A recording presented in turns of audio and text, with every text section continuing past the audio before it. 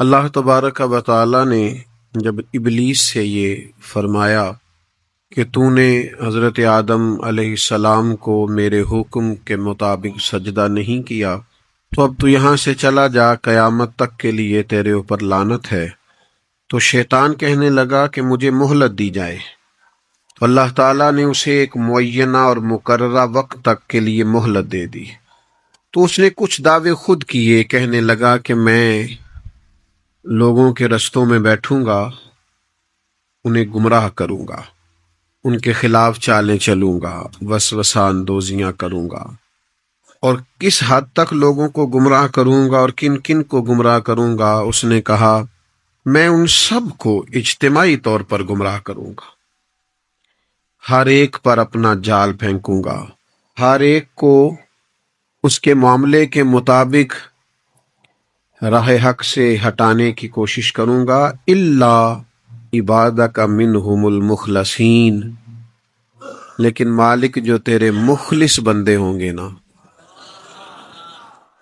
وہ میرے شر سے بچے رہیں گے۔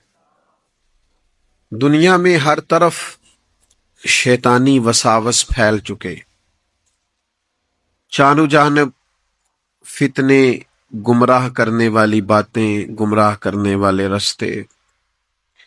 ہر طرف منفی باتوں کا زور، بری باتیں بھی لوگ اتنی مسجع، مکفّہ اور خوبصورت کر کے کرتے ہیں کہ بہت بڑے جھوٹے بھی سچے محسوس ہوتے ہیں، معاذ اللہ۔ بہت کم لوگ ہیں جو اس گمراہی سے بچتے ہیں۔ وہ کون ہیں؟ ان کی ایک ہی تعریف قرآن مجید نے بیان کی کہ وہ اللہ کے مخلص بندے ہیں۔ جتنا کسی کے اندر اخلاص ہوتا ہے، جتنا وہ تصنع سے بچتا ہے، جتنا وہ دکھلاوے سے بچتا ہے، جتنا وہ شہرت سے بچتا ہے، جتنا کوئی شخص اپنے اعمال کو چھپا کر اپنی نیکی کو محض اپنے رب کریم کے لیے کرنے کی کوشش کرتا ہے، اتنا ہی زیادہ وہ شیطان کے داؤ سے بچتا ہے۔ آپ جتنا مخلص ہوتے جائیں گے، جتنا خالص ہوتے جائیں گے،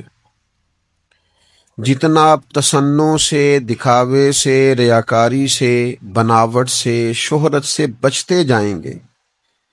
تو یہ مت سمجھیں کہ آپ ریاکاری سے بچ رہے ہیں، دکھاوے سے بچ رہے ہیں، شہرت سے بچ رہے ہیں، بلکہ سمجھیں کہ آپ شیطان سے بچ رہے ہیں۔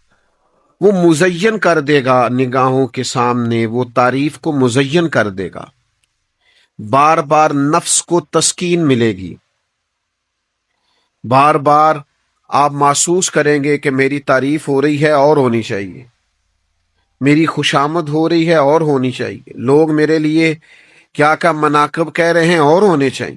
اللہ کی رضا کا حصول یہ اخلاص کے اعلیٰ ترین مقاصد میں سے